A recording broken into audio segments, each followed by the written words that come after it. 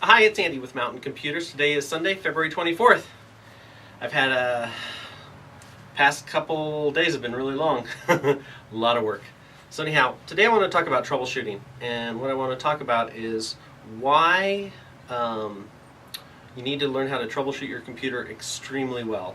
For one, it cuts down on calls to me. Number two, it just saves you a lot of headaches in the long run over time. I don't mind the calls. I really like helping people, but really, I learned at a very young age how to be self, what's the word? Self-supporting, independent, mechanically inclined. But what I'm trying to get across is that there's a lot of people that I talk with, and when they're totally lost on computers or anything, they haven't peeled back the problem. They haven't looked at it objectively and used some critical thinking. So let's talk about computers for a second when it comes down to troubleshooting. Let's talk about the basics. The basics, it's just a computer. It's a box. It takes power from the wall, goes to your power supply, goes to your motherboard, some components inside, and a power switch, and it's on. Now, Troubleshooting 101 says if you don't have power, the computer won't come on. I know that seems obvious, but oftentimes we don't understand the power in our house and how it's configured. I've had people with their computer plugged into an outlet in the dining room or near the kitchen, and they add an appliance in the kitchen like a microwave or something, and it's on the same circuit, the wall circuit, as their computer. And guess what happens? Suddenly their computer starts misbehaving, acting weird. They'll turn the microwave on, or the toaster, or something weird, something that takes a lot of current. And like in my store, everything in my store was on one 20 amp circuit until I had some electricians come in and do some rewiring and bring in 40 more amps, just in my area alone where I stand. So troubleshooting, wall to computer, computer to monitor, monitor to keyboard, PC, and then that's it. So when it comes down to your computer, when you turn your computer on, everybody looks at the screen. I don't. You know what the first thing I look at? I look at the keyboard. Example, this keyboard right here. There is a numlock light right here, numlock. Now, when you turn a computer on, the first thing a computer looks for, besides a few other internal components like the real-time clock, system timer and stuff, is the keyboard.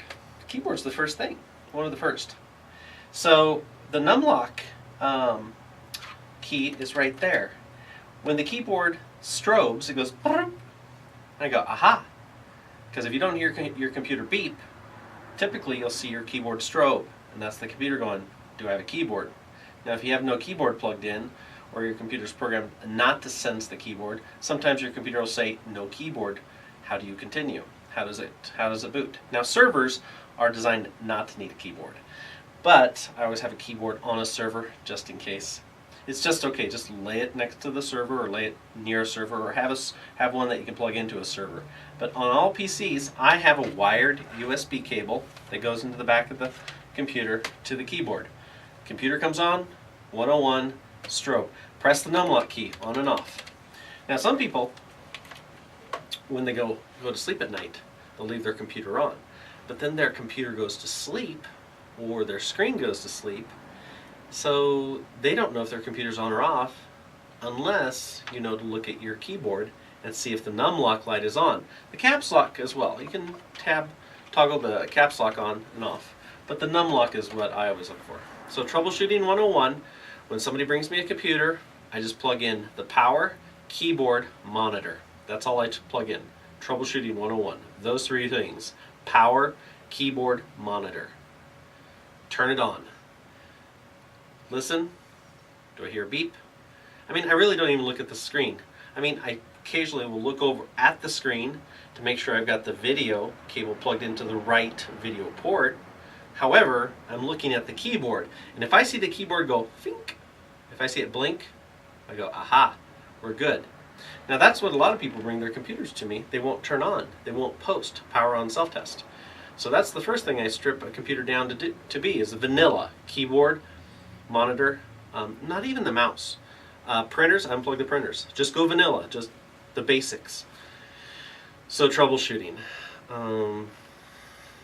I use some metaphors like when people don't know if they have,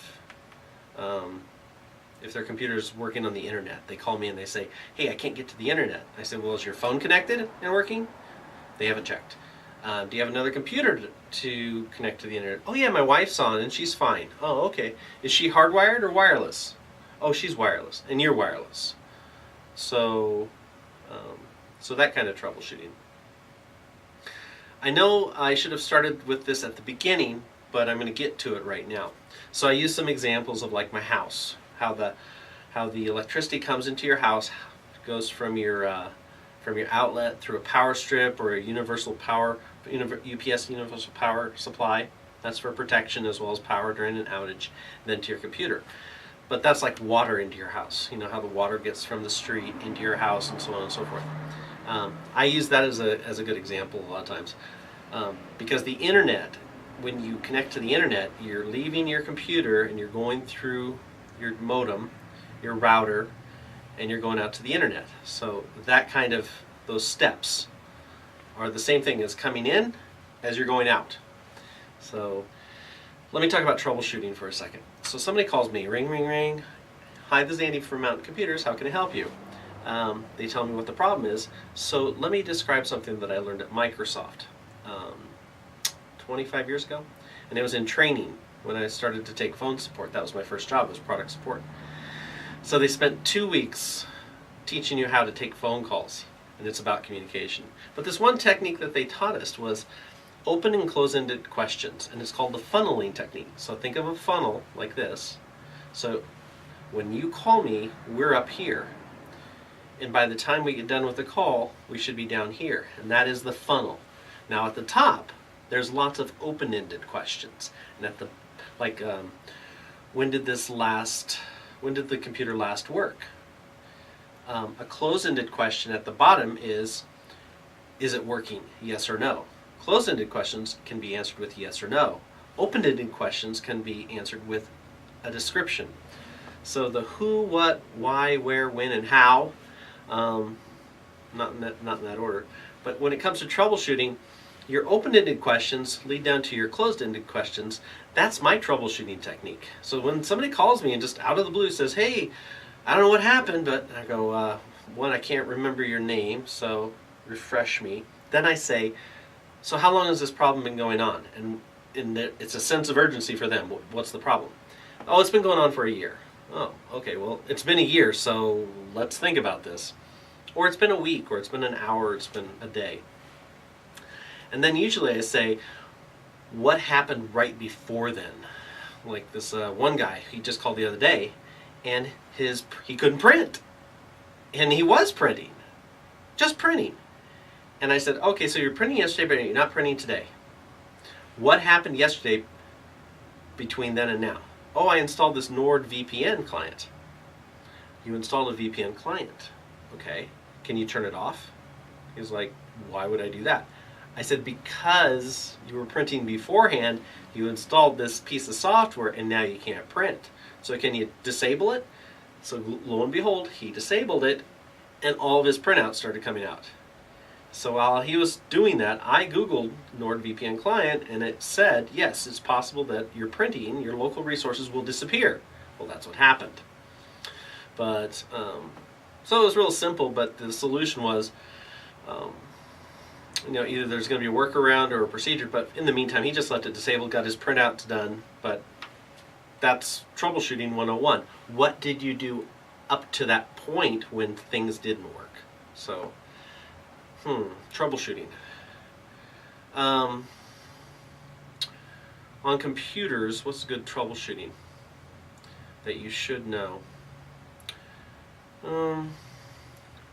I think the most frustrating thing for people is laptops. Laptops and troubleshooting laptops. If a laptop doesn't come on, you know, it was working yesterday, they turned it off, it won't come on today, I tell them take the battery out and just use the AC adapter and turn it on. And they're like, oh, it's working now. I said, well, turn it back off and put the battery back in, then try the charger, and if it still doesn't come on, then there's something wrong with your battery.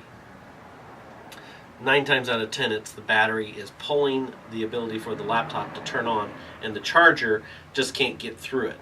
So usually it's just a battery replacement. But troubleshooting 101, they're like, oh, I didn't know you could do that. And I go, yeah, you can. You can run your laptop without the battery, just directly the charger.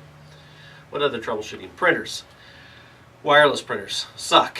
Everybody who wants to think that a wireless printer is the best way to do things, big mistake. You just plug a USB cable in, plug a network cable in, configure it like that, and call it good. This wireless printing direct from your computer or your laptop, I think is just it's pathetic. Can't stress how frustrating that is. People call me and I say, just grab a cable. Your computer's sitting here, your printer's sitting there. Just because it said it's wireless doesn't mean you can't put a USB cable directly from your computer directly into your printer, install the software. Not necessarily in that order. Sometimes the software has to be installed, then you plug the cable in. But use a cable. Use cables. Wireless mice and keyboard. Use wired. Printers. Use a wire. Your computer. If your computer can plug a network cable in, do so. It's really important just for the performance, the stability, the lack of headaches. I can't tell you enough when it comes to troubleshooting. That's about it.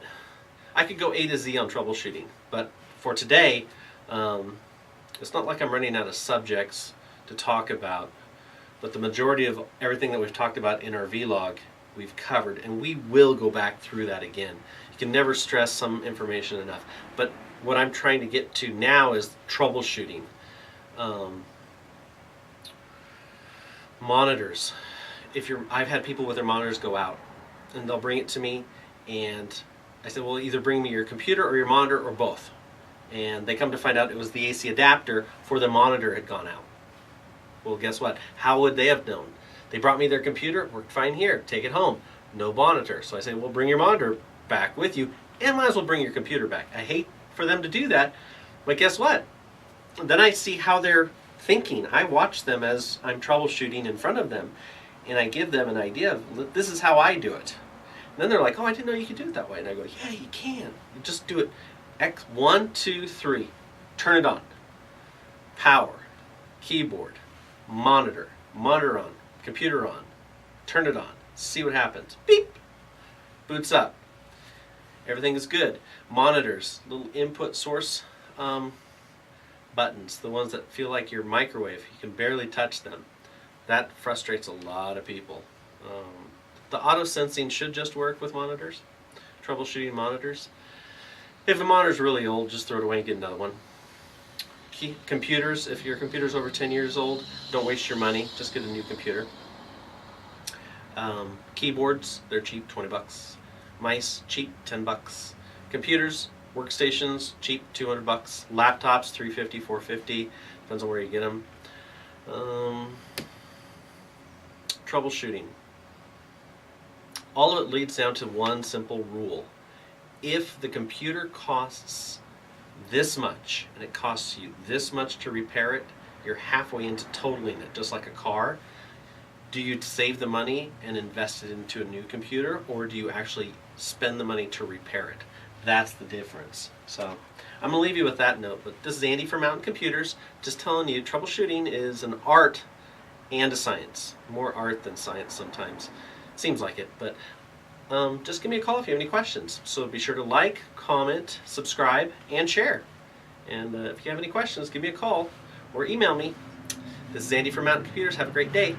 I'll be following up with another video here shortly. I've had a couple days off to catch up on all my work, so I'm glad to be back.